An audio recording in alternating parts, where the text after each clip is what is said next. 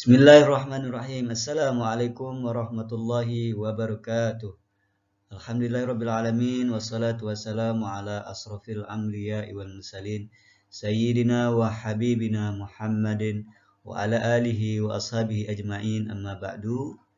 Alhamdulillah pada kesempatan kali ini kita masih diberikan untuk belajar bersama. Perkenalkan, nama saya Ahmad Khairuddin Sidik, program Magister Pendidikan Agama Islam Pasca Sarjana UIN Maliki Malang. Pada kesempatan kali ini saya akan mempresentasikan tentang yakni menghindari pernikahan dini dalam rangka untuk memenuhi tugas media pembelajaran PAI yang diampu langsung oleh beliau Bapak Profesor Dr. Haji Agus Maimun MPD. Berbicara tentang pernikahan dini berarti berbicara tentang remaja, masa-masa remaja alami masa-masa yang disebut dengan istilah pubertas. Nah, pada usia-usia pubertas ini keingintahuan mereka terkait seksualitas mengakibatkan mereka mengakses berbagai macam akses-akses pornografi. Mereka dalam mengakses ini tanpa terkendali, tak jarang kita temui banyaknya kasus siswi yang hamil di luar nikah, yang mengakibatkan mereka untuk nikah di usia dini. Selanjutnya, Badan Kependudukan dan Keluargaan Berencana Nasional BKKBN Hasto Wardoyo menyebut angka pernikahan dini di Indonesia mencapai 20/1000. Itu artinya dalam 1000 orang terdapat 20 kasus pernikahan dini. Ini yang akan kita bahas pada kesempatan kali ini. Yang pertama, apa itu pernikahan dini? Yang kedua, apa faktor penyebab terjadinya pernikahan dini?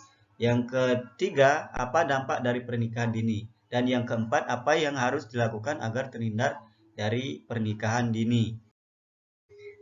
Nah, pernikahan dini dapat diartikan sebagai pernikahan yang berada di bawah batas usia dewasa atau pernikahan yang melibatkan satu ataupun dua pihak yang masih anak-anak. Pernikahan dikatakan sebagai pernikahan dini apabila ada salah satu di antara mereka yang berada di bawah usia 18 tahun. Nah, sedangkan menurut Alawiyah, pernikahan dini adalah pernikahan yang dilakukan pada usia terlalu muda, yaitu pada rentang usia di bawah 16 tahun, sehingga tidak ada kesiapan biologis, psikologis, ataupun sosial. Nah, dari pengertian pernikahan dini ini terdapat perbedaan ya antara batasan usia. Yang pertama menyebutkan usia 18 tahun, yang kedua menyebutkan 16 tahun. Sebenarnya di negara kita itu sudah mengatur batasan usia untuk mereka yang ingin menikah. Undang-undang tentang pernikahan. Nah, batas usia minimal perempuan untuk menikah yakni 16 tahun. Aturan tersebut tertuang dalam Undang-Undang Nomor 1 Tahun 1974 tentang perkawinan. Kemudian undang-undang tersebut direvisi dengan Undang-Undang Nomor 16 Tahun 2019 yang berlaku sejak 15 Oktober 2019. Undang-undang tersebut menyebutkan bahwa usia minimal untuk menikah adalah 19 tahun, baik untuk perempuan ataupun untuk laki-laki. Selanjutnya, faktor-faktor penyebab pernikahan dini. Nah, tentu banyak faktor yang mengakibatkan terjadinya pernikahan dini. Yang pertama, faktor ekonomi. Faktor ekonomi ini biasanya orang tua yang dikategorikan sebagai masyarakat miskin, mereka cenderung untuk menikahkan anaknya di usia dini. Nah, karena apa? Karena harapannya ekonomi mereka ataupun si anaknya tadi tidak menjadi beban keluarga. Sehingga kemudian ekonomi yang nantinya akan pulih setelah anaknya menikah. Begitupun anaknya juga kemungkinan ataupun harapannya ekonomi mereka itu lebih baik lagi. Nah, selanjutnya tentang faktor budaya. Banyaknya stereotip ataupun anggapan perempuan dengan berbagai label seperti perawan tua ataupun perempuan tidak laku yang mendorong keluarga besar untuk segera mengawinkan anak mereka di usia dini. Banyaknya label-label yang bermunculan di masyarakat ataupun di lingkungan ini menyebabkan ataupun mendorong untuk orang tua menikahkan anaknya di usia dini. Salah satu faktor budaya. Selanjutnya faktor sosial. Nah, faktor sosial 28,5% menjadi yang paling menonjol sebagai pendorong kasus perkawinan anak. Lingkungan sosial dan kondisi geografis suatu wilayah sering berhubungan erat dengan perkawinan anak. Contohnya gaya hidup ataupun tren suatu wilayah. Di Indonesia mungkin terdapat satu ataupun dua wilayah yang mungkin mereka mempunyai tradisi ataupun gaya ataupun tren untuk menikahkan anaknya di usia dini. Ya, salah satunya mungkin alasannya untuk menghindari dari perbuatan zina yang tentunya dipengaruhi oleh dogma-dogma agama.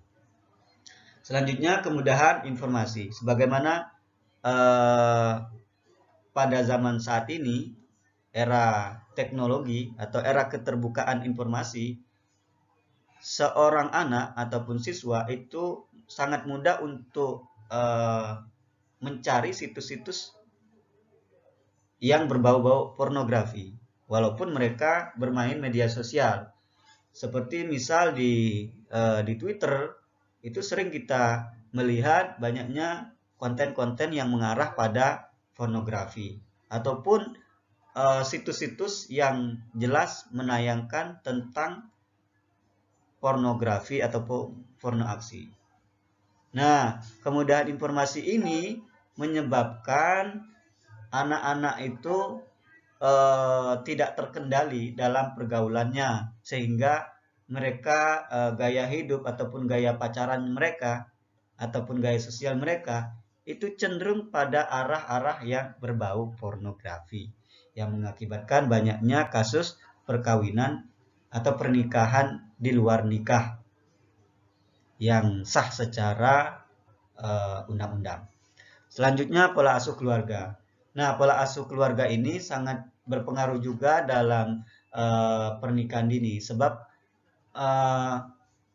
korban orang tua ataupun anak korban orang tua yang broken home katakan ataupun ditinggal mati kedua orang tuanya, ini mengakibatkan kejiwaan anak yang dapat berdampak pada keputusan anak terhadap hidupnya. Misalnya mereka ya sudahlah, tanpa kasih sayang orang tua mereka terjerumus dalam hal-hal ataupun gaya hidup yang tidak normal, ataupun terjadinya hamil di luar nikah ataupun perkawinan dini. Selanjutnya tentang dampak perkawinan dini. Berikut beberapa dampak, paling tidak ada 6 dampak perkawinan dini terhadap perkawinan dini. Yang pertama, rentan putus sekolah. Anak-anak usia dini atau usia 16 sampai 19 ataupun 18, usia-usia ini merupakan usia-usia sekolah, di mana mereka masih berada di bangku-bangku sekolah.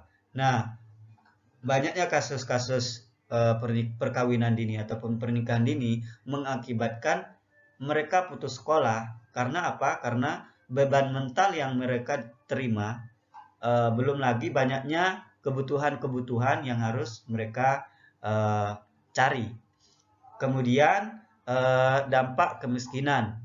Nah, pernikahan dini sering tidak diiringi dengan kematangan pendidikan dan finansial, yang mengakibatkan meningkatnya masyarakat miskin baru. Nah, salah satu tadi pembahasannya faktor terjadinya perkawinan dini itu adalah faktor ekonomi, di mana orang tua mereka menganjurkannya sudahlah mereka nikah dini saja agar ekonomi mereka pulih kembali. Tetapi salah satu dampak menurut salah satu penelitian menunjukkan bahwasanya pernikahan dini itu tidak berbuat baik ataupun tidak mengarah pada ekonomi baik, tetapi lebih mengakibatkan meningkatnya masyarakat miskin baru. Nah, selanjutnya perceraian ataupun KDRT. Karena mereka usia-usia yang masih stabil ataupun adanya gejolak emosi yang tidak stabil dan juga dikenal sebagai masa pencarian identitas diri, kondisi jiwa yang tidak stabil akan mempengaruhi pada hubungan suami istri. Maka tidak heran kemudian banyaknya kasus-kasus KDRT ataupun kekerasan dalam rumah tangga, bahkan sampai pada kasus-kasus perceraian. Selanjutnya, kesehatan anak. Nah, belum matangnya usia sang ibu mendatangkan konsekuensi tertentu pada si calon anak. Misalnya, angka resiko kematian bayi lebih besar. Bayi yang lahir dalam keadaan prematur. Selanjutnya, rentannya terjadi keguguran. Karena di usia yang masih dini, organ-organ reproduksi pada wanita yang masih di bawah umur belum terbentuk sempurna. Selain itu, kondisi tubuh wanita muda cenderung belum siap untuk menjalankan prosedur persalinan karena ukuran pinggulnya yang masih terlalu sempit.